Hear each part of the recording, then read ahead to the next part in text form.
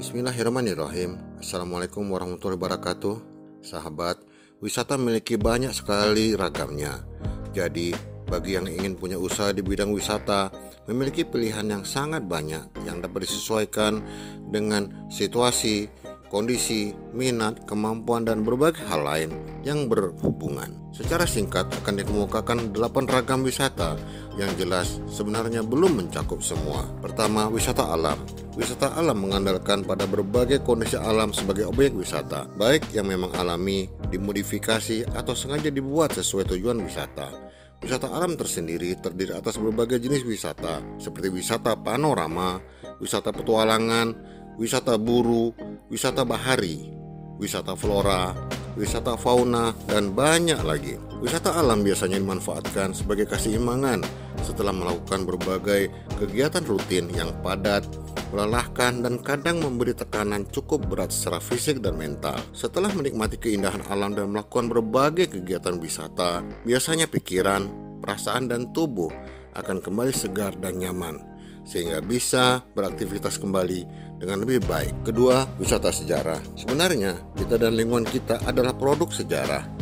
Karena itu, kita perlu belajar banyak dari sejarah. Wisata berbasis sejarah dikembangkan berdasarkan berbagai fakta dan monumen sejarah, baik nasional maupun daerah.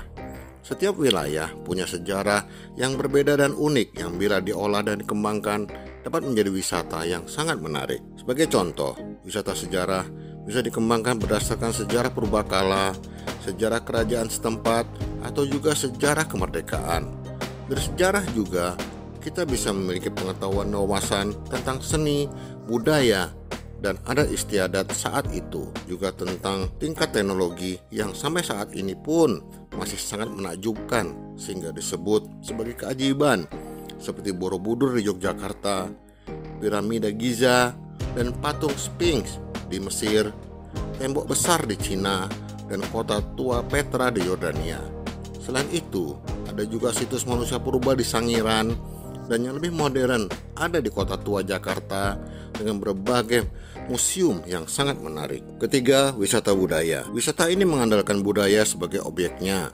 Budaya memiliki unsur yang sangat luas dan beragam, mulai dari bahasa, makanan, dan cara makan, arsitektur, seni, kerajinan, pakaian, dan cara berpakaian, tradisi, dan berbagai ritual, gaya hidup, sampai pada kepercayaan dan cara berpikir. Berbagai unsur tersebut dapat dikemas dan disajikan dengan baik dan menarik tanpa mengurangi inti dari budaya itu sendiri.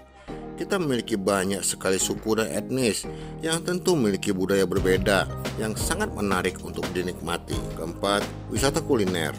Wisata kuliner adalah kegiatan untuk bersenang-senang, menikmati berbagai jenis makanan dan minuman, serta berbagai suasana dan lingkungan yang ditawarkan. Dengan banyaknya suku dan etnis yang berbeda, kita memiliki begitu banyak ragam makanan dan minuman dengan berbagai bentuk, aroma, cita rasa, dan penyajian dari berbagai bahan dan bumbu yang khas.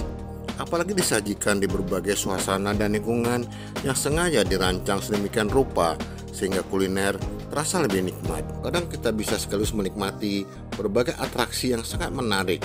Bagaimana kuliner dimasak, disiapkan, dan disajikan. Kuliner tersebut dapat berupa kuliner tradisional, konvensional, atau kekinian. Kelima, wisata belanja. Ada orang-orang tertentu yang menganggap bahwa belanja adalah kegiatan untuk bersenang-senang dan rekreasi. Mereka tentu memiliki kemampuan keuangan yang cukup, karena belanja bukan merupakan kegiatan yang murah, karena selain belanja juga harus mengeluarkan biaya untuk transportasi dan kadang juga akomodasi jika harus belanja keluar kota atau bahkan keluar negeri. Untuk orang-orang seperti ini, belanja bukan untuk memenuhi kebutuhan sehari-hari, tapi untuk hiburan, kesenangan, dan mendapat kepuasan. Saat ini banyak tempat menyediakan surga belanja yang aman, nyaman, menyenangkan, dan bergengsi. Barang yang ditawarkan pun lengkap dengan kualitas terjamin.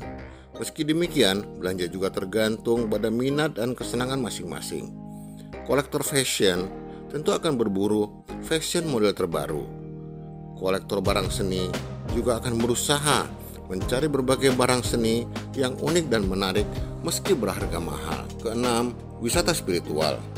Wisata spiritual jelas sangat terkait dengan agama. Kegiatannya antara lain berziarah ke makam para ulama besar seperti makam para wali songo, mengunjungi berbagai masjid bersejarah, mendatangi ulama-ulama besar untuk belajar, bertafakur dan berzikir di tempat sepi, dan berbagai kegiatan lain. Ini dilakukan untuk mendapatkan keimanan yang lebih teguh, ilmu yang lebih banyak, batin yang lebih tenang, serta harapan dikabulkannya doa Allah Subhanahu wa Ta'ala. Namun yang harus diwaspadai adalah jangan sampai terjerumus pada kegiatan dan kepercayaan yang mengandung syirik, kekufuran, dan kemungkaran. Ketujuh, wisata sains.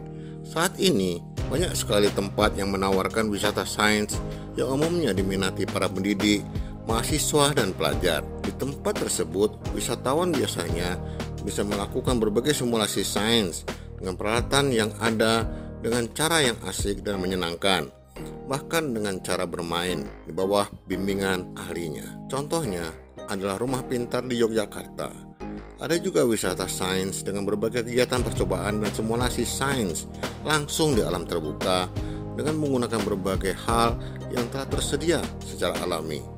Kita benar-benar bisa belajar dan mendapatkan berbagai pengetahuan yang sangat berguna dengan langsung praktek dan mengalaminya sendiri, bukan sekedar menghafal saja dari buku atau berhayal, sehingga akan memiliki pengalaman dan sensasi berbeda. Kedelapan, wisata sukarelawan. Wisata ini cukup unik karena wisatawan datang justru untuk menjadi sukarelawan, seperti menjadi pengasuh orangutan di area konservasi, menjadi guru di pedalaman, mengajar seni dan keterampilan tertentu di suatu daerah terpencil. Mereka menikmati suasana dan kondisi ketika bisa membantu orang lain. Bahkan ada program keluar negeri untuk menjadi sukarelawan, seperti menjadi penjaga bola di turnamen tenis internasional atau yang lain. Sahabat, masih sangat banyak ragam wisata yang lain.